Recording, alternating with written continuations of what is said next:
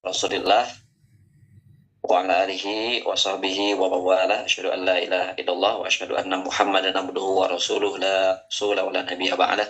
Allahumma shalli ala sayyidina Muhammad wa ala ali sayyidina Muhammad. Alhamdulillah, jazakumullah kepada dosen kita Profesor Dr. Haji Ahmad Halim MA yang telah memberikan kesempatan kepada kami untuk kaji tafsir hadis maudhu'i yang insyaallah dengan judul hakikat harta yang mudah-mudahan bisa dikoreksi dan didiskusikan bersama menjadi bahan diskusi pada kesempatan malam hari ini untuk kita tadabburi bersama. Di sini tentunya masih banyak kekurangan dan tentunya tadi diharapkan koreksian dan arahannya. Iqbal, tolong the next.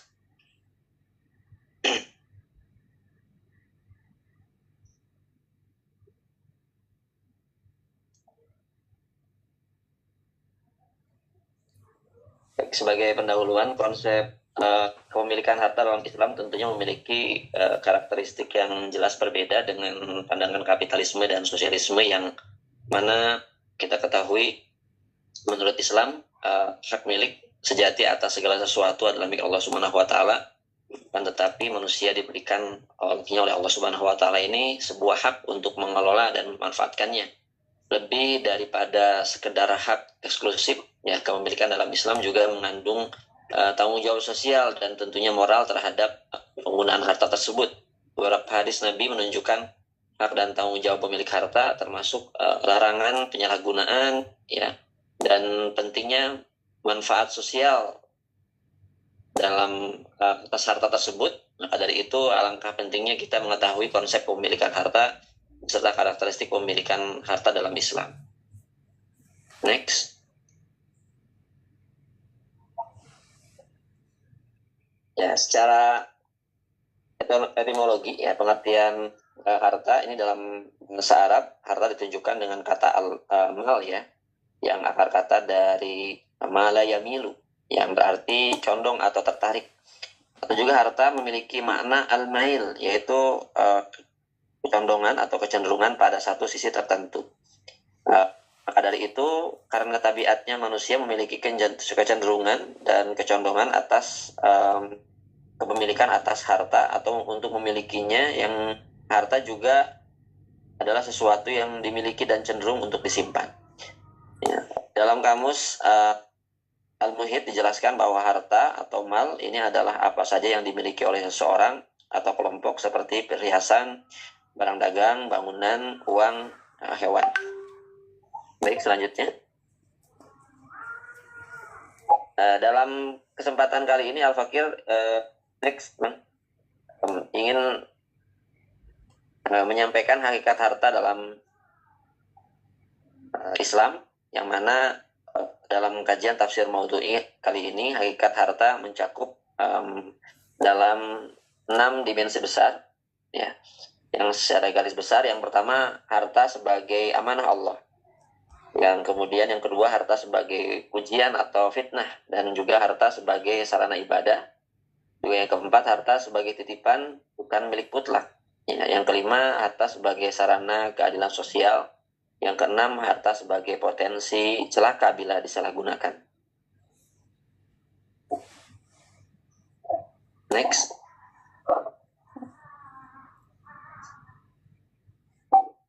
Ya, dari 87 ayat yang berkaitan dengan harta yang disebutkan dalam Al-Quran, ya, 14 ayat ini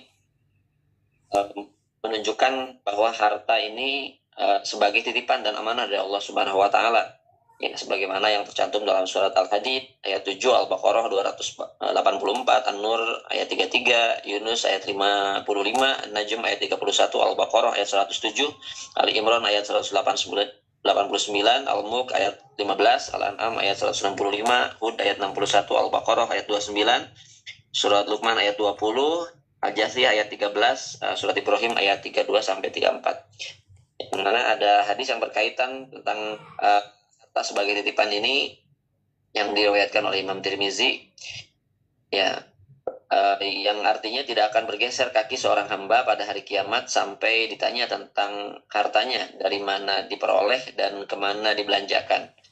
Nah, um, dari hadis ini tentunya uh, secara matan hadisnya lengkapnya memang tidak hanya membahas tentang harta, ya, tapi hadis ini membahas tentang bagaimana kondisi seorang hamba, ya, pada hari kiamat, yang secara umumnya akan ditanyakan, ya, tentang 4 perkara, yaitu tentang umurnya, untuk apa ia habiskan, tentang jasad atau tubuhnya, untuk apa ia gunakan, ilmunya sejauh mana ia amalkan, ya, dan untuk, ya, yang terakhir yaitu tentang hartanya. Jika tentang umur dan ilmu juga jasad, yang ditanyakan hanya satu poin saja, tetapi ketika berbicara tentang harta ada 2 poin penting yang ditanyakan, yaitu dari mana ia diperoleh dan untuk apa ia dibelanjakan.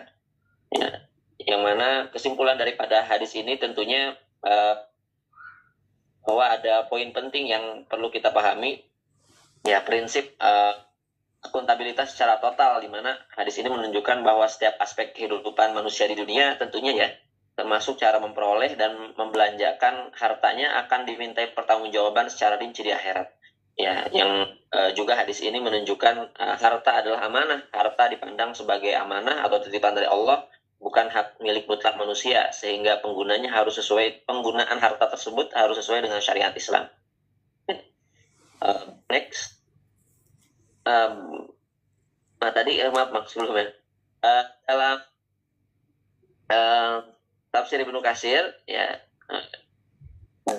untuk tafsir hadis surat hadis ayat 7 ini menyatakan bahwa semua harta hakikat milik Allah, ya, manusia hanya mustakhlaf atau pengelola. Sedangkan dalam tafsir Al-Qurtubi, kepemilikan manusia adalah kepemilikan nisbi, ya, atau tidak mutlak, sementara dan atau bukan merupakan kepemilikan yang hakiki. Next. Nah, tadi berkaitan dengan poin pertama yang kita sampaikan, harta sebagai titipan dan amanah, di surat Al-Hadid ayat ke-7. A'udzubillahi minasyaitonirrajim. Aminu billahi wa rasulihi wa anfiqu mimma ja'alakum mustakhlafina fihi. Berimanlah kepada Allah dan Rasulnya, dan infakkanlah sebagian dari harta yang Allah telah menjadikan kamu sebagai pengelolanya. Nah, Ibnu Katsir menyampaikan manusia bukan pemilik hakiki, ya, hanya sebagai wakil mustakhlaf atas harta Allah. Ya, kemudian Al-Qurtubi menyampaikan ayat ini adalah dalil bahwa kepemilikan manusia bersifat majazi, bukan hakiki. Nah, sementara dalam surat An-Nur ayat 33 yang juga dikutip disampaikan oleh guru kita di pertemuan pertama di kuliah kita di tafsir hadis maudhu'i ini. A'udzubillahi minasyaitonirrajim. Wa atuhum mimma lillahi alladzi atakum.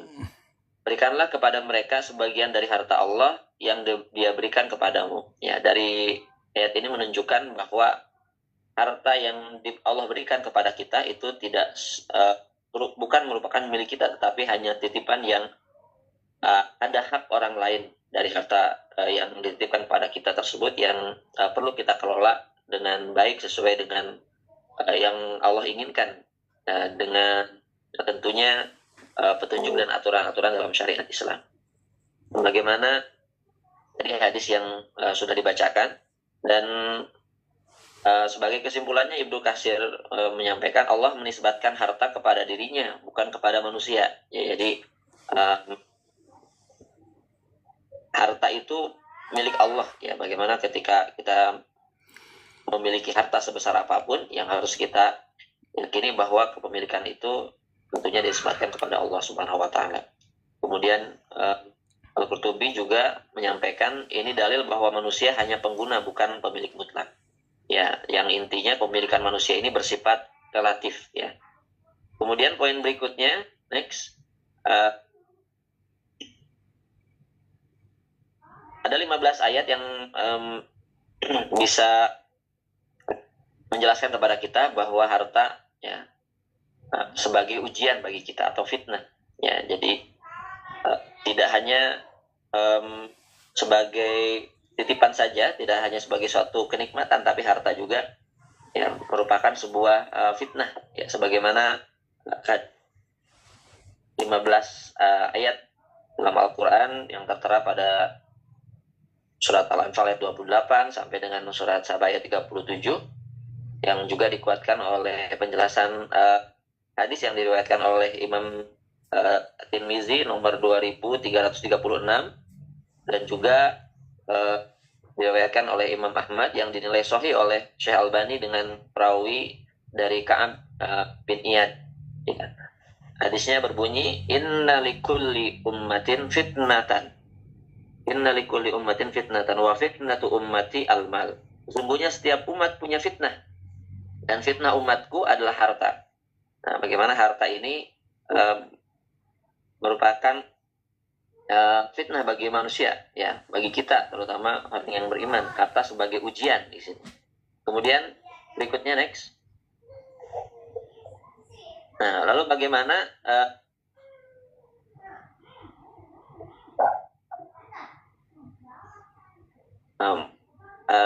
ada kesalahan penulisan mungkin saja, afwan, bukan surat Al-Hadid, tapi ini surat di sini tidak punya penjelasannya.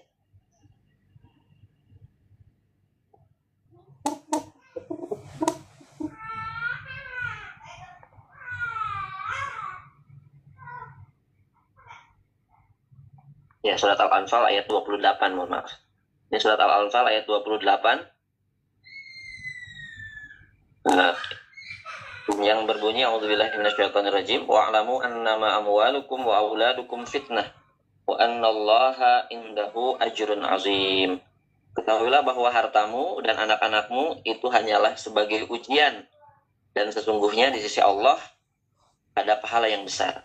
Imam Ibnu Katsir menyimpulkan, ya, banyak harta bukan tanda cinta Allah. Jadi banyaknya harta ini ya tidak menjadi bukti tanda cintanya Allah saja, tetapi sering justru malah menjadi alat istidraj, yang mana dengan harta itu manusia diuji apakah hartanya bisa dikelola dengan baik dan disalurkan yang kepada yang membutuhkan tentunya.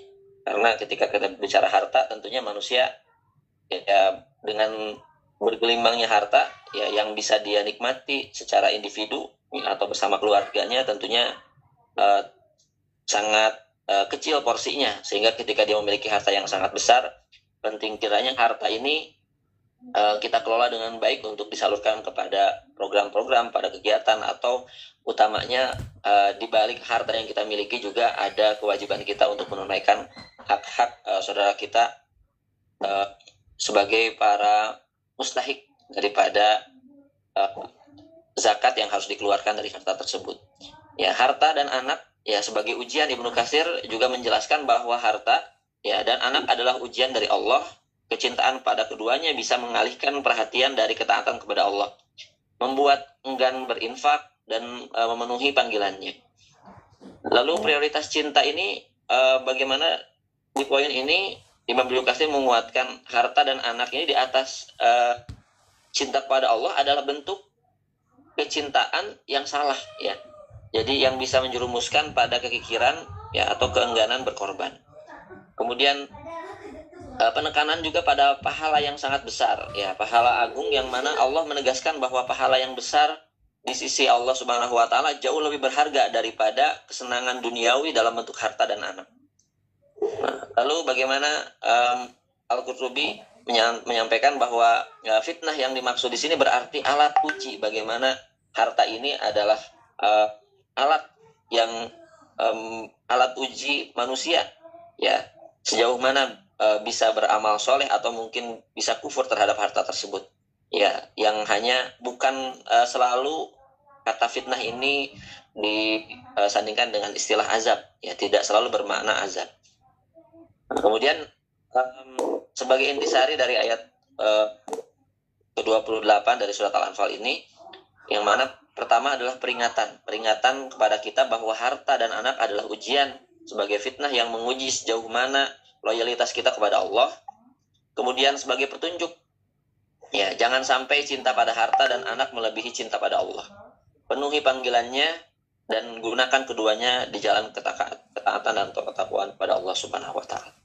Kemudian intisari yang ketiga, balasan. Bagaimana betapa besarnya pahala yang akan Allah berikan bagi yang bertakwa dan mengutamakan Allah Subhanahu wa taala, ya, yaitu kemampuan membedakan mana hak dan batil serta mendapatkan ampunan Allah Subhanahu wa taala. Jadi salah satu balasan yang ketika kita bisa mengelola harta dengan baik, ya selain meningkatnya ketakwaan kita dan juga kita mampu membedakan mana yang hak dan yang batil.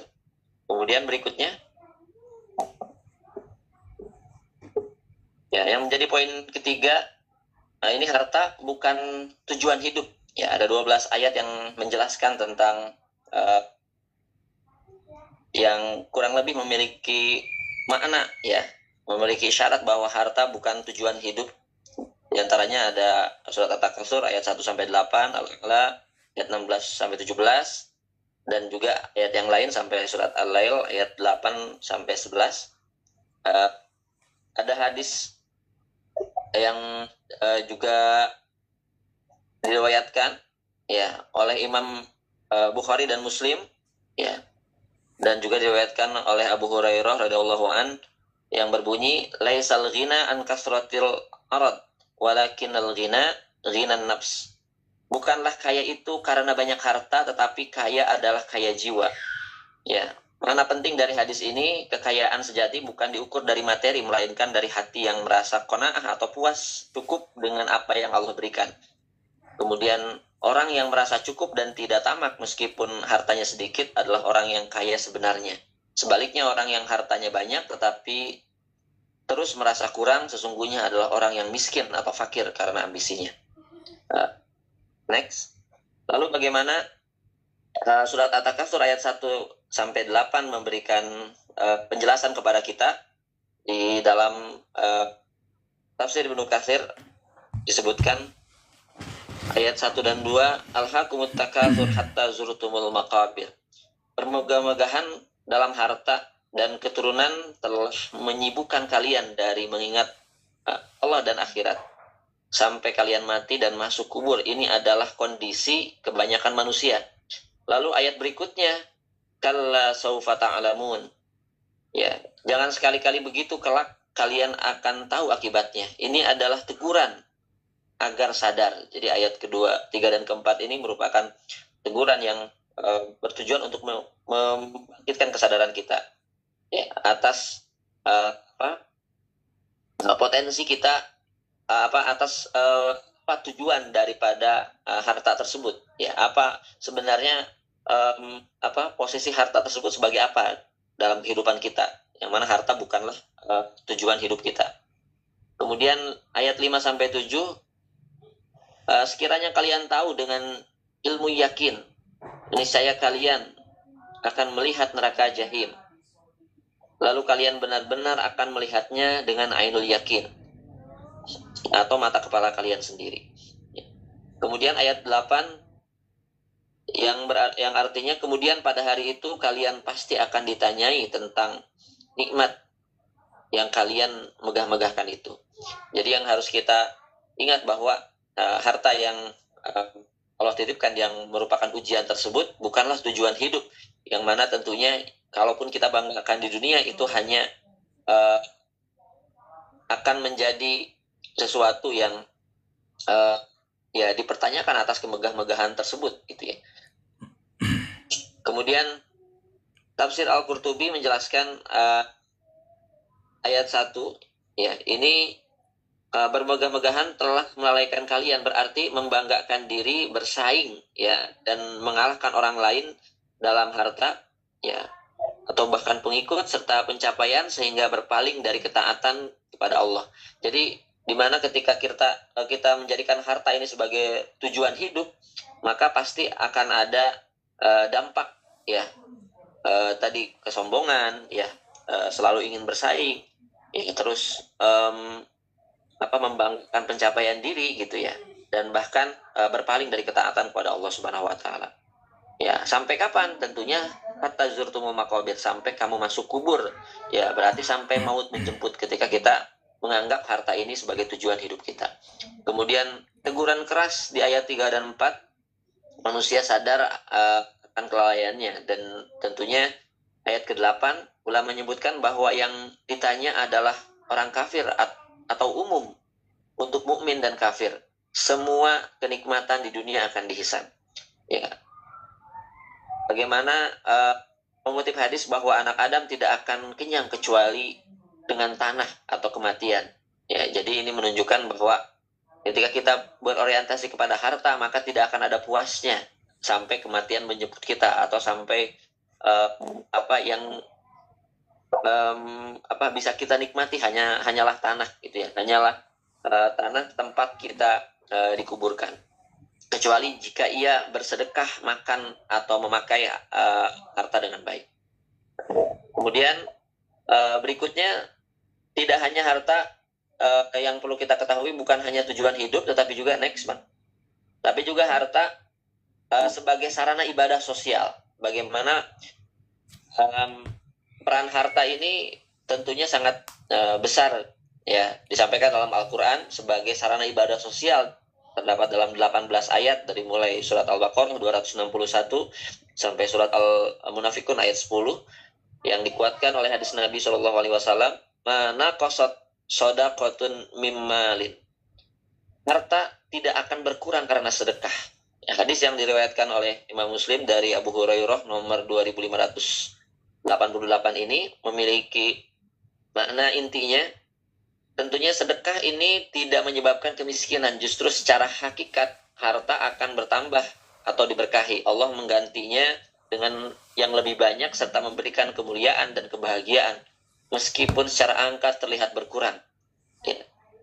Jadi yang harus kita yakini dan kita tanamkan pada diri kita bahwa ya, sedekah itu ya tidak akan mengurangi harta kita. Justru harta sesungguhnya yang kita miliki dan akan kekal adalah harta yang kita sedekahkan. Berikutnya, lalu dalam surat Al-Baqarah ayat 261, bagaimana Allah mengumpamakan perumpamaan orang-orang yang menginfakkan hartanya di jalan Allah adalah seperti orang-orang yang menabur sebutir benih, sebutir biji yang menumbuhkan 7 tangkai. Pada setiap tangkai ada 100 biji. Allah melipat gandakan pahala bagi siapa yang Dia kehendaki. Allah Maha luas lagi Maha mengetahui. Ya. Imam Ibnu Katsir menjelaskan bahwa perumpamaan ini untuk menunjukkan kebesaran pahala infak di jalan Allah. Ya, melampaui perhitungan akal. Beliau menekankan bahwa Allah melipat gandakan bagi siapapun yang Dia kehendaki. Dan pahala itu bisa jauh lebih besar, melebihi 700 kali dari harta yang diinfakkannya. Bahkan hingga tak terhingga, tergantung keikhlasan dan kesalehannya. Dan bahkan dalam tafsir Al-Qurtubi dijelaskan bahwa perumpamaan ini, ya, amsal ini adalah gaya bahasa Al-Quran untuk membuat makna abstrak menjadi konkret dan mudah dipahami. Beliau menegaskan bahwa pelipat gandaan ini adalah wujud kasih sayang dan kemurahan Allah Subhanahu wa taala, yang menunjukkan bahwa Allah tidak menilai kuantitas tapi kualitas dari ketulusan hati seseorang yang menginfakkan hartanya. Kemudian next, berikutnya yang kelima, juga harta sebagai amanah yang perlu kita jaga dan harus dipertanggungjawabkan dan akan dipertanggungjawabkan. Sebagaimana 14 ayat ya yang berkaitan dengan itu, mulai dari surat Al-Isra ayat 36, Az-Zalzalah ayat 7 sampai 8, sampai surat Al-Munafikun ayat 9. Yang pada poin ini ya, saya mengutip hadis yang diriwayatkan oleh Imam Muslim. Yaqulu ibnu Adam, mali wa hal laka min malika illa ma akalta fa afnaita au labista fa ablaita au tasaddaqta fa amdaita wa ma siwa dzalika fa dzahibun wa tariku linnas. Manusia berkata, hartaku, hartaku. Hartamu hanya yang telah engkau makan lalu habis, atau pakaian yang engkau pakai lalu menjadi usang, atau sesuatu yang engkau sedekahkan lalu menjadi kekal atau tetap. Maka selain dari itu akan lenyap untuk orang lain. Hadis riwayat Muslim. Dari hadis ini tentunya kita ya meyakini bahwa harta ini adalah amanah dan Allah meminta pertanggungjawaban atas harta tersebut. Ya, bagaimana yang kekal itu adalah harta yang kita sedekahkan. Sementara harta yang sebenarnya kita milik kita adalah harta yang sekali pakai, harta yang akan habis, harta yang akan usang begitu ya. Dan bahkan juga dikuatkan oleh hadis yang tadi disampaikan di awal ya, yang mana tidak akan bergeser kaki anak Adam sampai ditanya tentang hartanya. Hadis riwayat Tirmizi. Berikutnya dalam surat Al-Isra ayat 36, next one. Lanjut. Dalam surat Al-Isra surat Al-Baqarah jadinya. Al-Baqarah dulu, mohon maaf. Ya, dalam surat Al-Baqarah ayat 202. A'udzubillahi minasyaitonirrajim. Ulaika lahum nasibum mimma kasabu wallahu sari'ul hisab. Allah menegaskan bahwa harta itu memang harus dan akan dipertanggungjawabkan. Ya, sebagaimana Al-Baqarah ayat 202 ini ya penggalan dari ayat ini yang memiliki arti mereka itulah yang memperoleh bagian dari apa yang telah mereka kerjakan. Ya, Allah Maha cepat perhitungannya. Jadi segala apa yang kita kelola itu tentunya akan diperhitungkan di sisi Allah Subhanahu wa taala. Tafsir Ibnu Katsir dan Al-Qurtubi tentang Al-Baqarah ayat 202 ini menjelaskan bahwa ayat ini menegaskan orang-orang yang berdoa, orang-orang yang berdoa kebaikan dunia akhirat seperti doa Rabbana atina fid dunya hasanah akan mendapatkan bagian dari amalannya. Dan Allah sangat cepat serta teliti dalam menghisabnya, memberikan balasan setimpal di dunia dan akhirat. Tidak seperti orang munafik yang hanya mengejar dunia saja, menunjukkan bahwa hisab Allah itu sempurna dan cepatnya hisab menunjukkan kekuasaannya. Dan dikuatkan juga oleh ayat 36 dari surat Al-Isra. A'udzubillahi minasyaitonirrajim. Tsumma tuwaffa kullu nafsin ma kasabat wa hum la yuzlamun. Yang artinya kemudian setiap orang akan diberi balasan secara sempurna sesuai apa yang mereka lakukan dan mereka tidak dizalimi. Tafsir Ibnu Katsir dan Al-Qurtubi untuk surat Ali Imran ayat 161 ini menegaskan bahwa tidak mungkin ya seorang nabi berkhianat atau ghulul, terutama terkait harta rampasan perang atau ghanimah. Karena itu bertentangan dengan sifat kenabian yang amanah dan maksum, terpelihara daripada dosa tentunya. Ayat ini membersihkan Nabi Muhammad SAW dari tuduhan kaum munafik setelah perang Uhud dan mengancam keras pelaku ghulul atau kecurangan, bahkan perilaku korupsi, bahwa ia akan membawa beban dosanya di hari kiamat dan pembalasan setimpal tanpa dizalimi. Dari ayat ini menjelaskan bahwa sekelas nabi saja ya tentunya dimintai pertanggungjawaban untuk setiap apa yang dilakukan, bertanggung jawab atas apa yang dilakukan, apalagi kita pengikut nabi yang tentunya harus konsisten dengan dalam berislam dan menjalankan syariat. Nah, salah satunya dalam hal ini adalah menjaga amanah harta dan mempertanggungjawabkannya. Kemudian berikutnya yang terakhir dari 87 ayat tentang harta ini, 14 ayat terakhir ini menjelaskan harta bisa menjadi petaka. Ya. Bagaimana dijelaskan dalam surat At-Taubah ayat 34 sampai 35, ya, Al-Humazah sampai dengan surat Syu'ara ayat 20. Next one. Surat At-Taubah ayat 34, salah satu ayat yang saya kutip, yang artinya, wahai orang-orang yang beriman, sesungguhnya banyak dari para nabi dan rahib benar-benar memakan harta manusia dengan batil serta memalingkan manusia dari jalan Allah. Orang-orang yang menyimpan emas dan perak tetapi tidak menginfakannya di jalan Allah. Berikan kabar gembira kepada mereka bahwa mereka akan mendapat azab yang pedih. Harta ini bisa menjadi petaka ketika kita tidak mengeluarkan hak-hak orang lain atas harta tersebut. Ya, bagaimana tafsir Ibnu Katsir dan Al-Qurtubi menjelaskan ancaman bagi penimbun harta. Jadi ketika kita memiliki harta, salah satu yang tidak boleh kita lakukan adalah menimbun harta.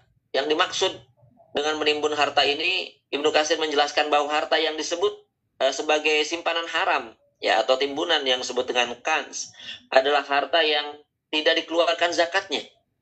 Beliau mengutip hadis bahwa harta apapun yang telah dibayarkan zakatnya maka bukan lagi termasuk kans. Jadi ketika harta yang kita miliki sudah masuk nisabnya, maka harus dikeluarkan zakatnya sehingga tidak termasuk ke dalam harta yang ditimbun atau harta simpanan haram. Sedangkan harta yang tidak dizakati akan dipanaskan, ya, di neraka jahanam dan disetrikakan ke dahi, lambung dan punggung pemiliknya pada hari kiamat. Nauzubillah min dzalik. Kemudian definisi menimbun harta, beliau merinci perbedaan pendapat mengenai batasan harta yang dianggap menimbun. Ya, mayoritas ulama yang dikutip Al-Qurtubi berpendapat bahwa simpanan harta hanya dianggap dosa jika kewajiban zakatnya diabaikan. Jadi selama kewajiban zakatnya tidak diabaikan atau dipenuhi, maka harta tersebut ya tentunya menjadi harta yang baik bagi si pemiliknya. Kemudian keadilan sosial, Al-Qurtubi juga menyoroti tanggung jawab sosial orang kaya. Menimbun emas dan perak tanpa mengalirkannya untuk kepentingan fakir miskin dianggap sebagai pengkhianatan terhadap amanah harta yang diberikan Allah Subhanahu wa taala. Maka dari itu penting kiranya ketika kita menjadi pegiat zakat untuk senantiasa mengingatkan saudara-saudara kita yang memiliki kelebihan harta untuk mengeluarkan zakat daripada harta-harta tersebut. Next. Yang terakhir menjadi sintetis yang menjadi pembahasan kami, ya, yang terkait dengan harta ini, sintesis kepemilikan harta yang secara normatif Al-Quran dan hadis membangun 3 pilar kepemilikan harta, yang mana kajian ini 3 pilar ini tentunya sandarkan kepada pemikiran Ibnu Khaldun dan dilengkapi oleh pandangan dan juga kajian-kajian yang disampaikan oleh Yusuf Qaradawi dalam kitab-kitabnya. Yang pertama, Allah sebagai pemilik mutlak, ya, Al-Malik Al-Hakiki. Islam menegaskan bahwa kepemilikan absolut tidak berada pada manusia melainkan pada Allah Subhanahu wa taala. Manusia sebagai pemegang amanah atau istikhlaf. Ya, sebagaimana yang tercantum dalam surat An-Nur ayat 33. Ayat ini secara tegas menggunakan frasa mal Allah, ya, bukan mal al-insan. Ya, yang menunjukkan bahwa segala harta secara ontologis adalah milik Allah. Kemudian hadis Nabi menegaskan bahwa sesungguhnya Allah menjadikan kalian sebagai pengelola di dunia ini. Maka intinya adalah manusia bukan pemilik mutlak melainkan penerima mandat. Lalu Ibnu Khaldun tidak membahas kepemilikan harta secara teologis semata, tetapi juga membahas secara sosiologis dan historis. Bagaimana dalam mukadimahnya ia menegaskan, yang pertama, kekuasaan manusia atas harta bersifat temporal. Ya, tentunya sementara saja. Kemudian kepemilikan absolut akan melahirkan kesewenang-wenangan, ketimpangan, bahkan keruntuhan daripada sebuah peradaban. Dan ketika manusia, terutama penguasa, merasa memiliki harta secara mutlak, kerja dan produktivitas masyarakat akan mati karena amanah berubah menjadi dominasi dan kepentingan tentunya. Ini menjadi penjelasan empiris atas prinsip Allah pemilik mutlak, karena karena absolutisasi kepemilikan manusia berlawanan dengan sunnatullah sosial. Kemudian next, yang menjadi pilar yang kedua adalah manusia sebagai pemegang amanah. Ya, konsep istikhlaf ya, atau pemegang amanah ini, manusia diberi kewenangan mengelola, ada tanggung jawab moral dan hukum, dan akan dimintai pertanggungjawaban sesuai dengan firman Allah. Kemudian kami jadikan kamu sebagai khalifah di bumi untuk melihat bagaimana kamu berbuat. Surat Yunus ayat 14. Dari penjelasan ini bisa diambil kesimpulan kepemilikan adalah tugas, bukan sekedar hak. Jadi ketika kita memiliki harta, maka ada tugas kita untuk mengelola harta tersebut ya dengan baik sesuai dengan syariat Islam. Ibnu Khaldun juga menegaskan bahwa amanah kepemilikan dengan kerja atau kasab ya amanah daripada pemilikan harta itu ya selalu berkaitan dengan kasab, dengan kerja ya. Yang pertama berkaitan dengan prinsip ya, berkaitan dengan prinsip kuncinya. Yang pertama adalah harta lahir dari kerja. Jadi setiap harta itu lahir daripada kerja. Yang kemudian yang kedua, kerja hanya tumbuh jika hak milik aman. Ketika hak milik kita aman ya, maka kita bisa bekerja untuk menumbuhkan harta tersebut. Tapi ketika hak milik kita aman atau dalam artian dijaminkan jaminan atas pinjaman modal dan lain sebagainya, maka tentunya harta tersebut tidak bisa kita kembangkan. Kemudian ketika amanah yang dilanggar atau bukan terjadi perampasan ya, pajak secara zalim, maka akan terjadi kehancuran ekonomi. Sebagaimana Yusuf Qaradawi menekankan bahwa amanah kepemilikan melahirkan kewajiban berupa zakat, infak, ya, pengelolaan produktif serta larangan israf dan tabzir. Dalam pandangannya, kepemilikan yang tidak memberi manfaat sosial adalah khianat terhadap amanah Allah Subhanahu wa taala. Ya, tentunya Yusuf Qaradawi juga memformalkan prinsip ini dalam kaidah fikih ekonomi. Al-milk lillah aslan walil insan isti'malan. Harta milik Allah secara asal, milik manusia secara pemanfaatan. Jadi harta itu asalnya milik Allah. Manusia hanya memiliki peran untuk memanfaatkan harta tersebut. Ya, dalam implikasi fikihnya yang pertama, kepemilikan manusia tidak boleh bertentangan dengan kehendak syariat. Negara berhak melakukan intervensi dari kemaslahatan umum demi kemaslahatan umum, dan disinilah Yusuf Qaradawi meletakkan dasar legitimasi regulasi zakat, ya, pajak adil dan larangan monopoli atas harta benda tertentu. Kemudian yang terakhir, harta mengandung fungsi sosial. Ya, dalam harta terkandung hak orang lain, sebagaimana Al-Quran mengatakan secara eksplisit, dan pada harta-harta mereka terdapat hak orang yang miskin. Az-Zariyat ayat 19. Ibnu Khaldun juga melihat distribusi harta berkaitan dengan keberlangsungan peradaban sebagai penjaga sobiyah, ya, penjaga keutuhan golongan kita, keutuhan kelompok umat, gitu. Penopang stabilitas negara dan pencegah konflik sosial. Inti pada fungsi zakat dan distribusi bukan sekedar ibadah, tetapi juga merupakan mekanisme survival sosial. Bagaimana kita bisa bertahan dalam kondisi sulit sekalipun, ketika kita punya suatu komitmen. Ya, harta kita merupakan mengandung fungsi sosial untuk kemaslahatan umat kita, umat manusia, umat Islam dan umat manusia pada umumnya.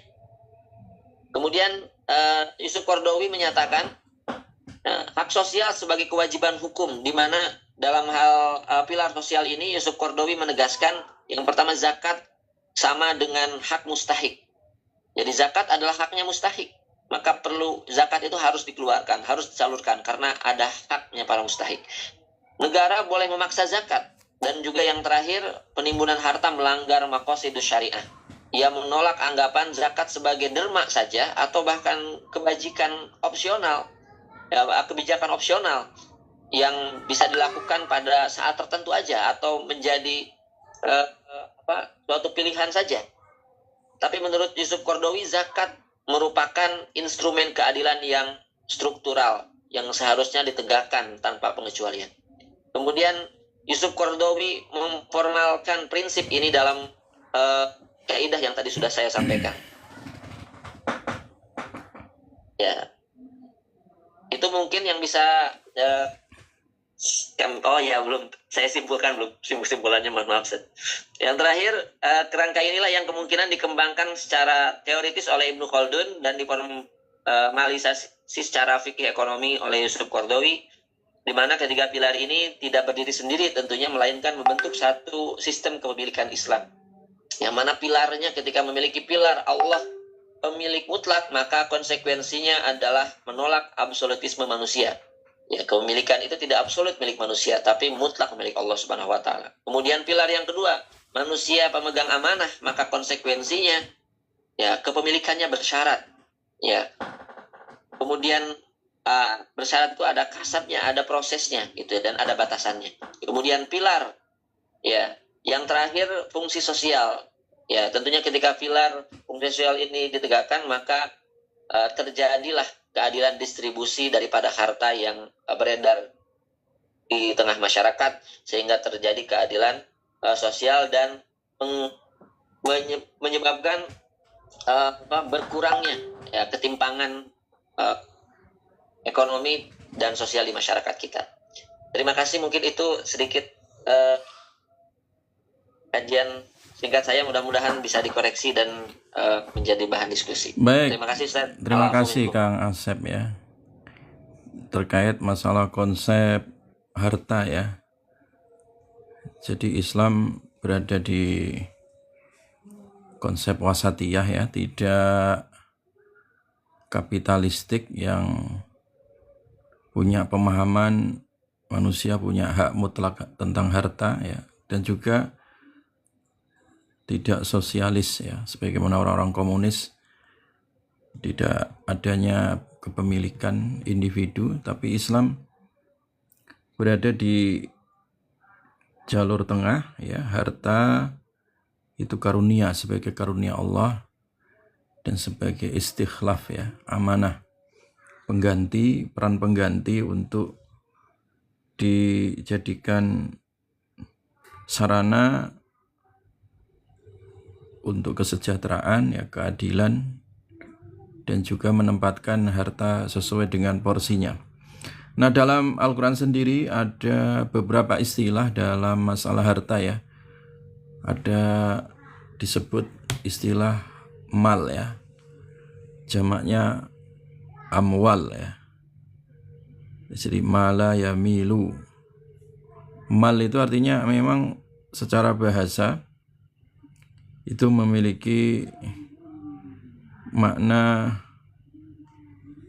yang namanya mala ya milu ya. Jadi al-udul anil wasat ila ahadi al-janibain ya. Jadi condong ya, miring dari tengah condong ke kanan atau ke kiri ya. Nah, kenapa harta diistilahkan seperti itu?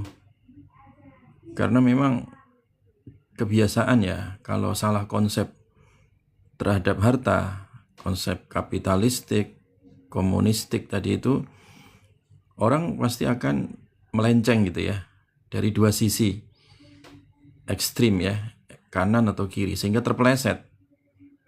Nah, itu memang kecondongan harta ya. Jadi manusia itu punya kecondongan, makanya istilah yang digunakan oleh Al-Quran adalah dengan istilah mal tadi ya, dengan istilah mal atau dengan istilah jamaknya adalah al-amwal ya.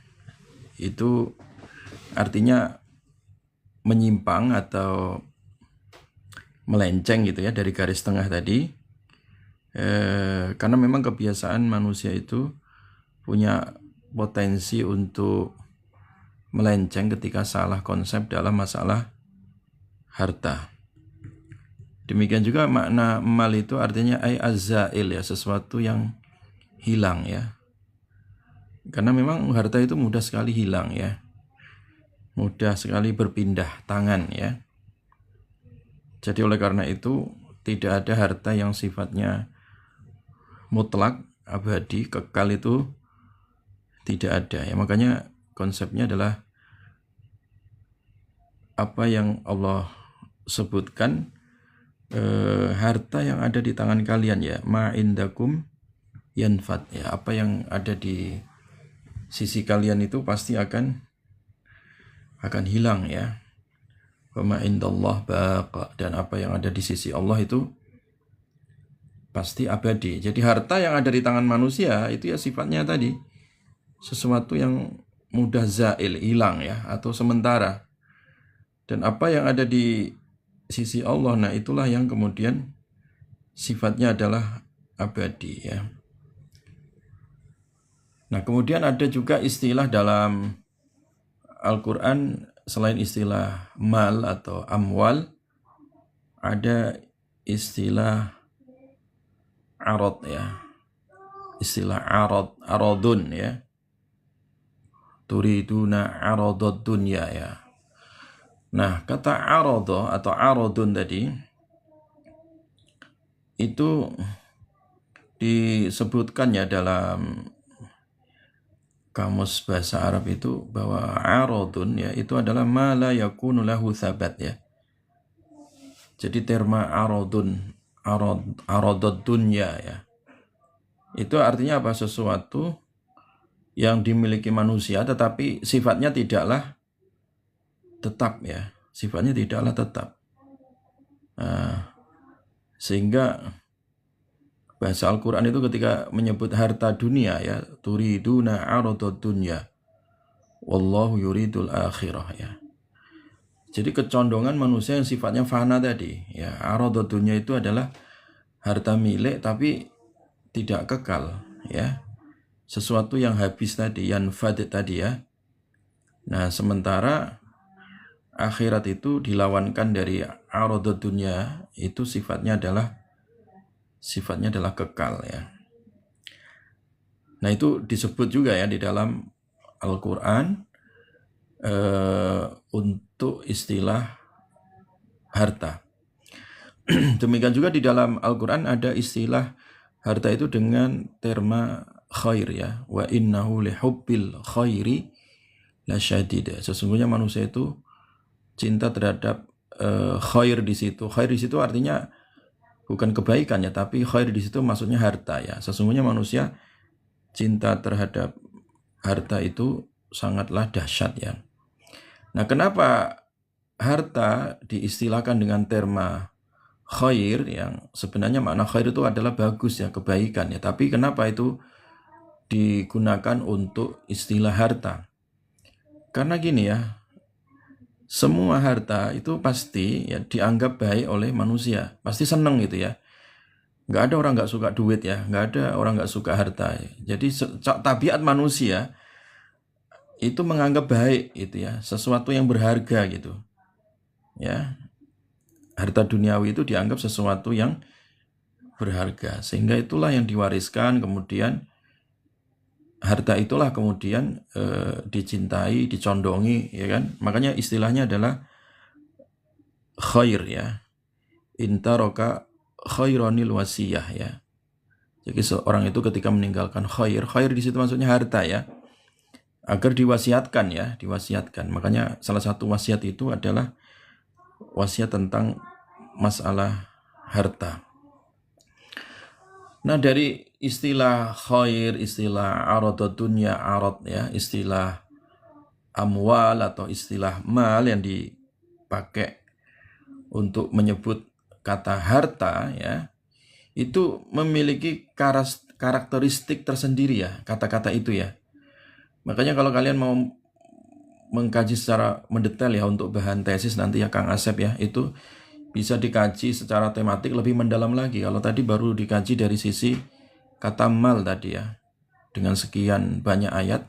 Nanti di kata khair ya di dalam Al-Quran yang juga itu terkait dengan masalah istilah untuk menunjukkan harta, atau kata arada ya, aradad dunya, itu juga disebut berulang kali dan memiliki karakteristik tersendiri gitu.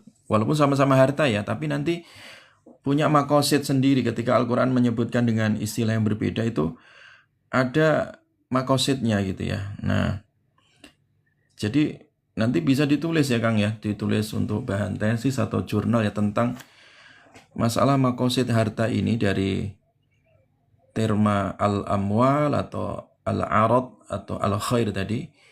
Itu nanti kalau ditelusuri secara tematik bagus tuh untuk bahan tesis, jurnal ya, kajian yang mendalam ya. Dan implikasinya seperti apa dalam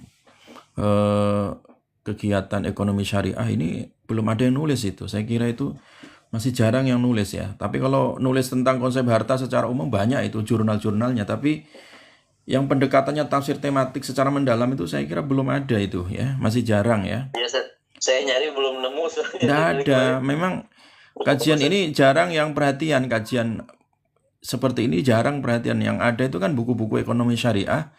Secara umum itu kan masih terlalu liar ya, terlalu global gitu ya. Belum mengerucut. Padahal kalau kita kaji secara rinci istilah-istilah tadi itu detailnya Al-Quran itu luar biasa gitu ya.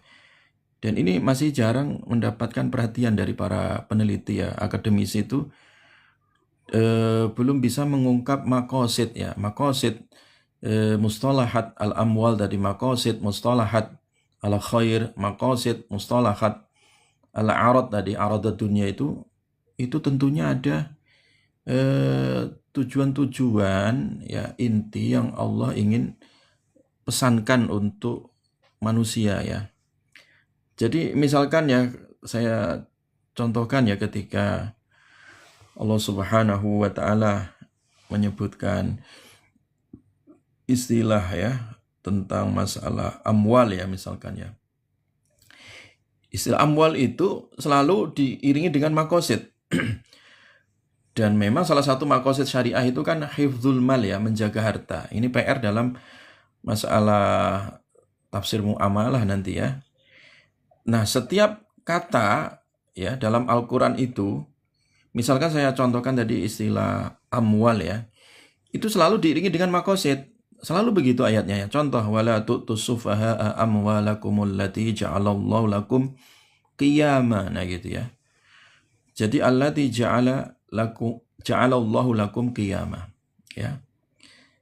Jadi ketika Allah melarang nih, jangan berikan orang-orang safih ya, orang-orang yang safih, kurang akalnya gitu ya. Jangan dikasihkan semua harta mereka itu. Nanti bubar itu harta. Jadi harta itu tidak difungsikan sesuai tempatnya ya. Jadi pasti salah kaprah. Nah, sehingga di situ kata amwal di sini dikaitkan dengan qiyamah ya. Dengan qiyamah ya. Jadi qiyamah itu kan satu akar dari kata qoma, yakumu qiyaman ya, artinya tegak ya. Kan tadi karakteristik harta itu kan mala yamilu, melenceng kan. Nah, sementara tujuan makosid harta itu supaya tegak gitu ya. Nah, harta melenceng tadi itu kalau diserahkan bukan pada ahlinya, sufaha misalkan ya. Orang yang kurang akal, idiot atau akalnya masih belum sempurna gitu kan, belum akil balik ya. Nah, itu kalau dikasih harta pasti melenceng tadi kan. Mala yamilu zagha yaziru, artinya pasti kepleset dia itu.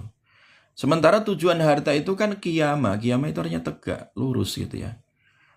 Jadi maksud qiyamah di sini itu dengan harta seharusnya orang itu menjadi tegak, karena harta ini kan sarana ya. Manusia yang lemah harusnya jadi kuat, manusia yang bengkok jadi lurus, bukan sebaliknya. Orang yang lurus jadi bengkok, kan banyak itu ya. Ya, para ilmuwan yang dibeli dengan harta, ilmunya ada ya. Dia tahu kalau ngasih izin penebangan hutan itu nggak benar ya. Dia tahu itu. Teori kehutanan, anak semester 5 kuliah kehutanan itu tahu kalau tebang liar alih fungsi hutan jadi sawit itu berbahaya itu. Secara teori dia tahu ilmunya, tapi karena disogok pakai duit 1 triliun. Nah, 1 triliun Pak Menteri, 1 triliun Pak Bupati. Harta ini 1 triliun itu membuat ilmu, pengetahuan, wewenang, amanah jadi bengkok semua itu. Ya udahlah tanda tangan. Nah, 1 M, 1 triliun itu maksudnya banyak orang yang lurus jadi bengkok. Sementara ayatnya adalah harta itu tujuannya kiaman, meluruskan yang bengkok gitu ya. Harusnya dengan harta itu orang hidupnya makin lurus itu, bukan makin bengkok. Nah ini yang nggak diungkap itu ya. Makosid ya, al-amwal di dalam Al-Quran itu kalau kita telusuri secara detail itu luar biasa ya. Nanti akan membantah dari konsep kapitalistik tadi ya, yang apa ya, yang rakus tadi, ujung-ujungnya adalah kerakusan gitu ya. Nah kerakusan itu kan yang membuat orang bengkok. Korun jadi bengkok, Balaam jadi bengkok, muridnya Nabi Musa ya, yang hafal Taurat kemudian jadi bengkok bahkan terbenam oleh bumi, itu kan gara-gara amwal ya, harta ya. Jadi harta itu dijadikan oleh Allah sebagai sarana meluruskan ya. Sama ini dengan istilah kiaman. Nah, kemudian kita telusuri istilah kiaman ya, kalau kita mau kaji secara mendalam tafsirnya. Istilah kiaman itu sebenarnya untuk agama juga. Jadi disandingkan antara harta, agama. Makanya ketika Allah puji Nabi Ibrahim yang lurus ya, dinan qiyamam millata Ibrahim ya. Jadi Allah puji itu agama Nabi Ibrahim, agama tauhid itu sebagai kiaman ya. Kiaman itu sesuatu yang memang tegak, berharga gitu ya, punya nilai gitu ya. Kemudian Masjidil Haram ya, itu juga disebut, atau Al-Baitul Haram ya, Al-Baitul Harama qiyamal linnas, itu juga sama.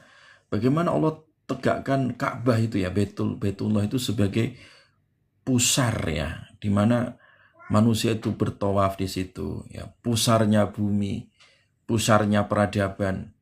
Jadi tegaknya peradaban di dunia itu istilah kiaman ya. Jadi kata kiaman itu sebenarnya dalam Al-Quran juga digunakan tadi, disandingkan dengan harta, disandingkan dengan kata ad-din, disandingkan dengan kata al-baitul haram. Nah ini kan berarti sangat luar biasa gitu ya, sangat luar biasa ini. Ini baru terma harta ya, baru 1 ayat. Coba itu tadi, sekian ayat itu kalau kita kaji satu-satu itu ya, Masya Allah itu nanti bisa 1000 halaman itu ya. Terkait masalah terma al-amwal saja belum, terma aradud dunya ya, kemudian terma al-khair tadi ya. Itu saya kira nanti ya kalau kita mau mengkaji secara tematik itu, nanti kita akan dapati konsep-konsep inti ya, konsep-konsep final itu ya, yang itu akan menjadi satu gagasan besar itu ya, gagasan besar yang akan menggantikan teori-teori ekonomi kapitalis yang sekarang, atau teori-teori ekonomi hedonis lah, hedon lah sekarang itu. Orang itu sudah nggak mikir halal haram lagi ya, hedon lah orang sekarang itu ya, dalam berekonomi itu yang penting kenyang, yang penting cepat saji gitu ya, nggak mikir dampak panjangnya seperti apa gitu ya, kezaliman yang yang dihasilkan seperti apa gitu kan.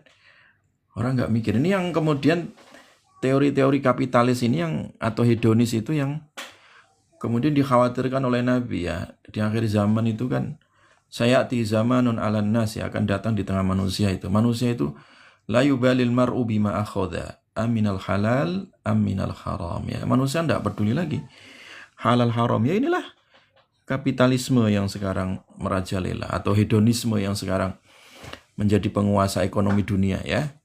Jadi pertimbangannya itu sifatnya pragmatis ya. Jadi bukan ideologis lagi, pragmatis itu. Nah, sehingga kita ini tadi meluruskan tadi konsep-konsep dasar dalam istilah ekonomi tadi itu, ketika dikaji, diistimbatkan dari ayat-ayat itu, kita akan mendapati satu gagasan besar gitu ya.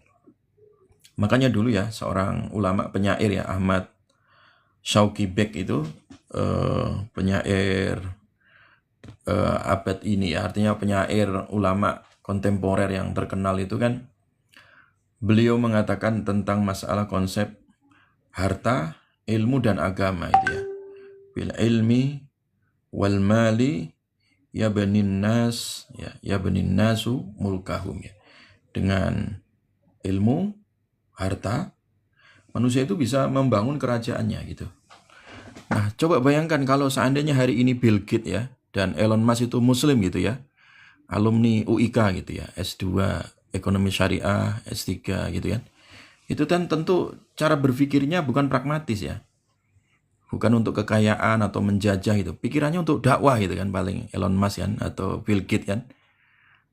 Dia tidak akan bikin aplikasi AI yang sekarang lagi rame, Grok apa itu ya, yang sekarang itu digugat.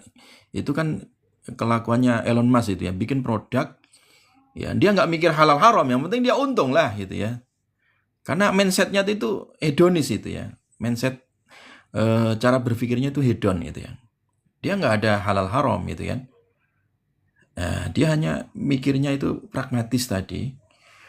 Nah, ini juga menjadi filter bagi kita ya. Orang yang hedon saja kayak Bill Gates, Elon Musk itu mimpi duniawinya ya tercapai nggak? Ya, tercapai itu. Kalau Bill Gates dulu kan dia punya pikiran every home one Microsoft ya. Walaupun sekarang saingannya ada Elon Musk ya. Setiap rumah ada Microsoft ya kan. Itu tercapai itu walaupun Bill Gates itu nggak punya Tuhan gitu ya. Nggak percaya Tuhan ya. Tapi manusia itu kadang ya dengan konsep kapitalistiknya tadi itu, dia memang dikasih duniawi tadi ya, tapi tidak dikasih tadi harta berupa kenikmatan iman ya, kenikmatan kebahagiaan itu nggak dapat ya. Hidupnya Bill Gates, Elon Musk itu amburadul itu, cek aja itu ya, hidup mereka itu nggak bahagia itu, stres itu orang ya, sama ya. Jadi artinya